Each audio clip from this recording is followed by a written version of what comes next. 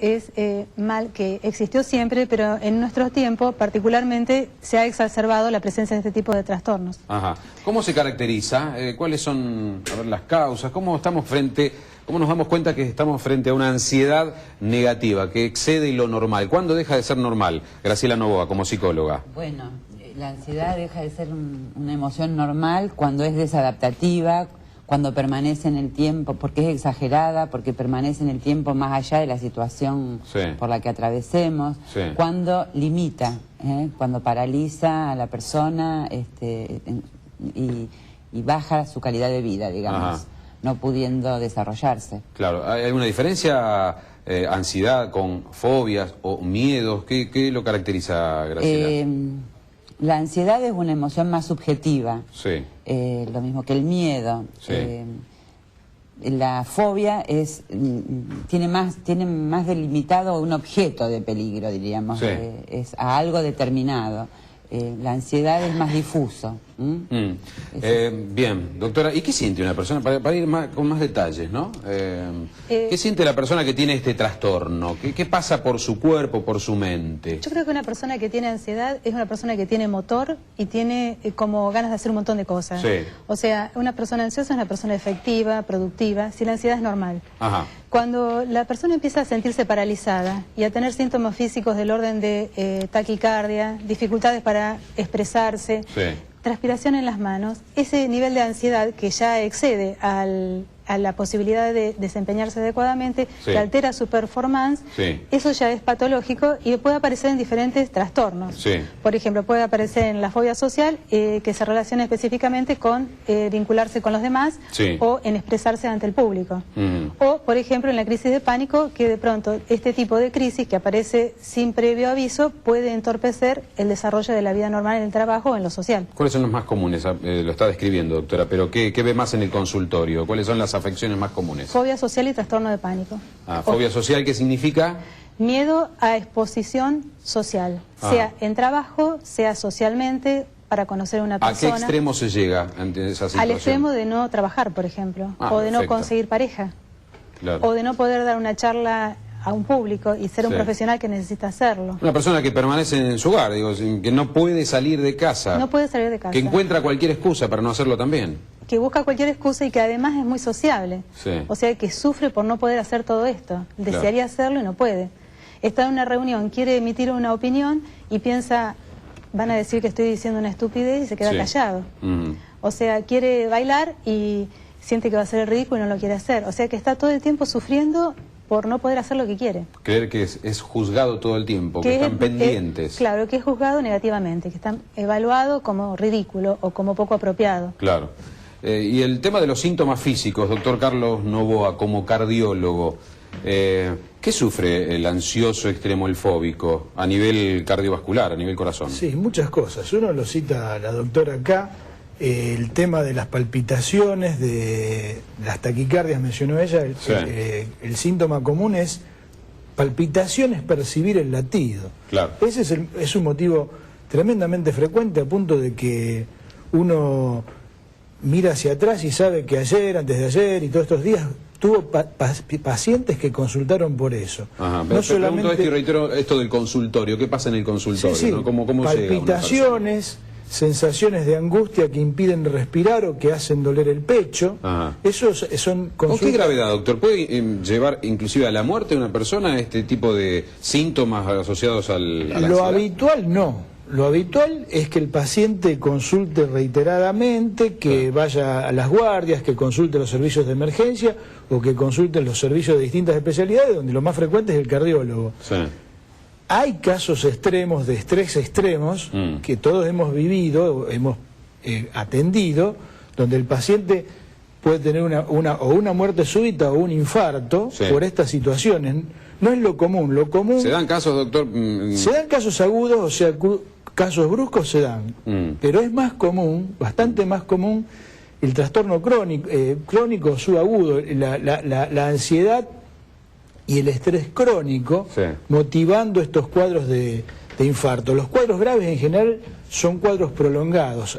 Si bien todos hemos visto y podemos citar ejemplos de algún caso hiperagudo donde el paciente tuvo una catástrofe de algún tipo y tuvo el ¿Y infarto. usted como cardiólogo se da cuenta cuando una persona viene y está afectado por el estrés, por la ansiedad, al cual parece darle otro diagnóstico y que tenga que ver con una enfermedad física? Uno tiene que descartar lo físico, pero normalmente, Se da cuenta. muy brevemente uno se da cuenta. Claro. De cualquier manera... ¿Hay coincidencias, puntos comunes denominadores entre las personas, digo, en cuanto a edad, sexo, situación? No, eso abarca todas las edades.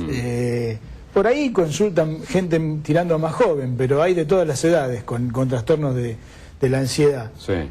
Lo que no se debe hacer es minimizar cuando llega el paciente, Claro. porque el minimizar genera directamente el rebote con distintos médicos, con distintos especialistas. O sea, uno debe tranquilizarlo de que no tiene algo orgánico y a partir de ahí intentar de que el paciente solo o a través de nuestro consejo consulte por los trastornos de ansiedad. La gente que teme enfermarse, que consulta al médico frecuentemente, que cree que va a ser afectado por algo en cualquier momento y está sano, pero tampoco lo cree e insiste con ir al médico. ¿En presencia de qué estamos, doctora? Podemos estar en presencia de un miedo normal. Las personas en general somos temerosas cuando ha pasado algo en nuestro entorno, que nos sensibiliza. Podemos estar en presencia de pánico, que las personas con pánico tienen miedo a tener problemas cardíacos o problemas neurológicos. Sí. Vamos en grado de gravedad, ¿no? Y podemos estar en presencia de hipocondría, donde las personas, por más que están sanas, se sienten enfermas. La señal es que concurre con mayor frecuencia el médico, que más estudios, exhibe esta preocupación constantemente, ¿no? Sí, y que ya a medida que va en gravedad aumentando, van perdiendo la capacidad de poder ocuparse de otras cosas, como trabajar, por ejemplo. Pregunto, ¿se terminan enfermando? Se terminan enfermando. Claro. Esa presión constante que se ejerce de no contraer enfermedades, ¿no? Porque eso genera dentro del cuerpo una cantidad de sustancias químicas que son muy tóxicas para el cuerpo y dañan diferentes órganos. ¿Y cuánto tiene que ver el ritmo de vida en los últimos años, esta presión constante para la aparición de estos trastornos de ansiedad, Graciela? Bueno, indudablemente mucho. Un contexto de grandes cambios, de gran exigencia, de gran incertidumbre.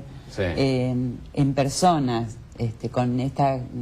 con ciertas características que los vuelven propensos a la ansiedad patológica. Planteo algo, por ejemplo, el miedo a perder el trabajo, el tema del dinero que no alcanza, ¿no? Bien. Estas son causas directas del malestar, ¿no? Sí, pero a eso habría que preguntarle a la persona que lo sufre, a ver, ¿qué probabilidades existen de que eso ocurra? Sí. A veces tenemos personas que temen y se viven preocupando porque si me quedara sin trabajo, y en realidad si uno indaga, no hay ningún motivo, diríamos, en ese momento presente para que esta preocupación ocupe un lugar.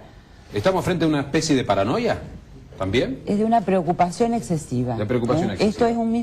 Esto mismo es un trastorno que se llama trastorno de ansiedad generalizada. La persona sufre preocupándose por problemas que probablemente no ocurran nunca, y esto le disminuye su calidad de vida. Claro. Bueno, es una patología en sí misma que a su vez, a lo largo del tiempo, puede desencadenar, por ejemplo, en trastorno de pánico. Graciela del Agua, como terapista familiar, ¿han aumentado los casos en los últimos años? ¿Lo ve más frecuente el problema de los trastornos, la ansiedad? En realidad, lo que ocurre es que hoy podemos diagnosticarlo más rápidamente, ¿no es cierto? Es decir, las últimas investigaciones y los desarrollos actuales hacen que hay como una mayor difusión, un mayor conocimiento acerca del problema, y entonces hay mayor consulta, ¿no es cierto? ¿Afecta a personas más jóvenes? ¿Se ve ese fenómeno? Sí, puede afectar a niños, también puede afectar a niños, ¿Y cómo se manifiesta esto, Graciela? Bueno, con los niños y los adolescentes hay que diferenciar, porque hay miedos y temores que son propios del desarrollo infantil de los niños, ¿no es cierto? O sea, en los primeros meses de vida, a los 8 o 9 meses de edad, aparece el temor a los extraños. Puede ocurrir también a medida que el niño va creciendo, el temor a quedarse solo, el temor a la oscuridad, el temor a los animales, ¿no es cierto? Esos son temores propios del desarrollo. ¿Puede ser una consecuencia de los chicos sobreexigidos, Graciela? Bueno, aquellos que, para aprovechar el tiempo, bueno, lo ponemos en diferentes cursos, además de la escuela, darles otras ocupaciones. Sí, la familia tiene que revisar que, digamos, cuando un niño tiene un trastorno de ansiedad, está implicada la familia. Es decir, hay algo en las relaciones que está afectando de alguna manera al niño, aparte de las propias particularidades del niño, pero la familia tiene que revisar qué está pasando en ese vínculo, en esa relación, qué es lo que está faltando o qué es lo que, digamos, a veces hay sobreprotección, a veces hay, digamos, demasiado desapego o, como decías, la cuestión de demasiada estimulación.